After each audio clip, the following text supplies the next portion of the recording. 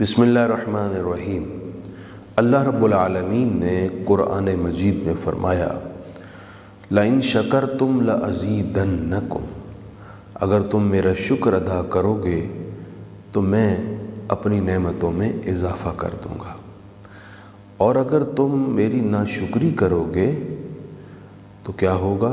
وَلَئِن كَفَرْتُمْ إِنَّ عَذَابِي لَشَدِيدٌ، تو میرا عذاب بڑا سخت ہے۔ عمومی قاعدہ قانون یہی ہے، جو نعمتوں کی ناشکری کرتا ہے اس کے لیے آزمائشیں اور عذاب کسی بھی وقت گھیر سکتے ہیں۔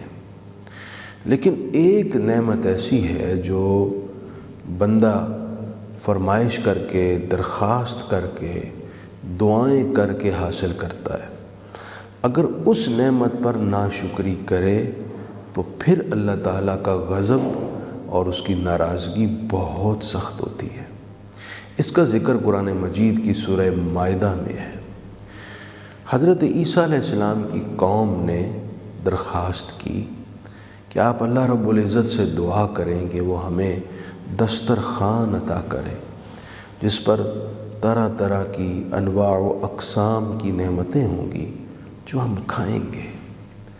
جناب عیسیٰ علیہ السلام نے اس پر انہیں تنبیہ کی، انہوں نے بار بار درخواست کی، اصرار کیا۔ جناب عیسیٰ علیہ السلام نے دسترخوان کی دعا کر دی۔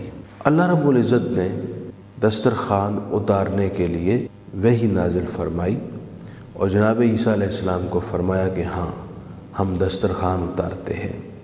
انی منزلها علیکم، دسترخوان آ جائے گا، لیکن یہ یاد رکھنا فَمَن يَكْفُرْ بَعْدُ مِنْكُمْ، جس نے دسترخوان کی نعمت ملنے کے بعد ناشکری کی، فَإِنِّي أُعَذِّبُهُ عَذَابًا لَا أُعَذِّبُهُ أَحَدًا مِنَ الْعَالَمِينَ، تو پھر میں اسے ایسا سخت عذاب دوں گا جیسا عذاب کائنات انسانیت میں کسی اور کو نہیں دیا گیا۔ ایسا اسے سخت ترین ہولناک عذاب ہوگا۔ یہ بھی ساتھ ہی فرما دیا۔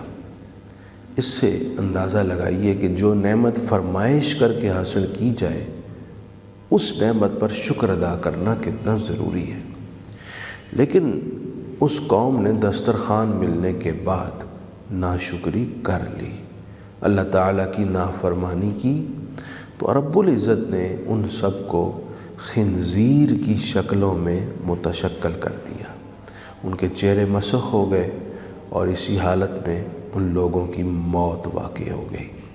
آپ اندازہ لگائیے یہ ان کے لیے کتنی ذلت اور رسوائی کے ایام تھے، اور یہ کتنی سخت آزمائش تھی ان کے لیے، ان کی فرمائش اور درخواست والی نعمت۔ اس آیت مقدسہ سے ہمیں معلوم ہوا کہ جو نعمت ہم اللہ تعالیٰ سے دعائیں کر کر کے مانگتے ہیں، حاصل کرتے ہیں، وہ کسی بھی صورت میں ہو سکتی ہے۔ اولاد کی صورت میں ہو، وہ رشتے کی شکل میں ہو، وہ جاب کی شکل میں ہو، وہ دولت کی شکل میں ہو، وہ صحت کی شکل میں ہو، وہ علم کی شکل میں ہو، وہ عزت اور سکسیس کی شکل میں ہو، یا وہ قومی سطح کی نعمت ہو یا انفرادی کسی فرد واحد کی نعمت ہو۔ ہر وہ نعمت جو درخواستیں کر کے، دعائیں کر کے حاصل کی جاتی ہے، اس نعمت کے ملنے کے بعد ذمہ داری بڑھ جاتی ہے، اور وہ ذمہ داری کیا ہے کہ اللہ تعالیٰ کا شکر ادا کرے۔ شکر کیا ہے کہ اللہ تعالیٰ جیسا چاہتا ہے بندہ ویسے زندگی گزارے، بندہ ویسے ہی اللہ کے قوانین پر چلتے ہوئے ملک و قوم کی، اسلام اور دین اور بندوں کی خدمت کرے۔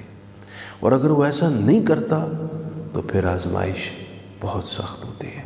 اللہ تعالیٰ ہم سب کو اپنے نعمتوں پر شکر کی کامل ادائیگی کی توفیق عطا فرمائے۔